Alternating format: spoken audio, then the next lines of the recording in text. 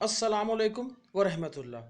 बिस्मिल्लाहि अल्हम्दुलिल्लाहि वस्सलात वसलाम अला रसूलल्लाह।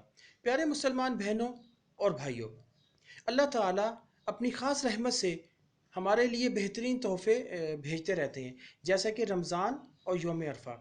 अब बहुत ही बेहतरीन दिन आने वाले हैं इंशाअल्लाह, और वो हैं ज़िल हज के पहले 10 दिन, जिनकी कसम अल्लाह ताला कुरान पाक में खाते हैं, वल फजर वल्लयालिन अशर। सारे आलिम मुत्तफ़िक हैं कि ज़िल हज के पहले 10 दिन हैं। अल्लाह ताला अज़ीम है और वो अज़ीम ही की कसम खाते हैं। हदीस शरीफ में आया है कि कोई दिन नहीं है जिनकी इबादत अल्लाह ताला को इन 10 दिन में की गई इबादत से ज़्यादा पसंद हो।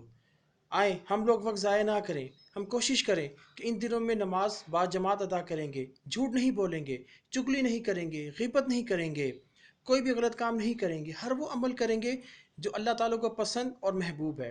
और सारे दिनों में रोज़ा रखने की कोशिश करें।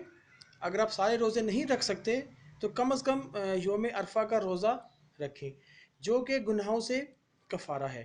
इस दिन अल्लाह ताला की बहुत ही पसंदीदा और महबूब दुआ है, ला इलाहा इल्लल्लाह वहदहु ला शरीका ला लहुल मुल्क व लहुल हम्द व हुवा अला कुल्ली शैइन कदीर।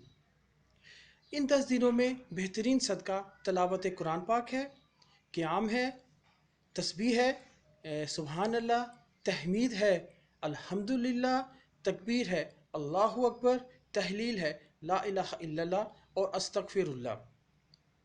हदीस शरीफ में आता है कि दुनिया के बेहतरीन 10 दिन ज़िल हज के 10 दिन हैं। अगर हम इन 10 दिनों में मेहनत करेंगे तो अल्लाह ताला हमें आखिरत के बेहतरीन दिन से नवाजेंगे इंशाअल्लाह। आखिरत के बेहतरीन दिन को यौमुल मज़ीद कहा गया है, जब हम लोग अल्लाह ताला का दीदार करेंगे और अल्लाह ताला हमें मज़ीद नेमतों और रहमतों से नवाजेंगे। अल्लाह सबको अमल करने की तौफीक दे, आमीन। अस्सलामु अलैकुम रहमतुल्लाह।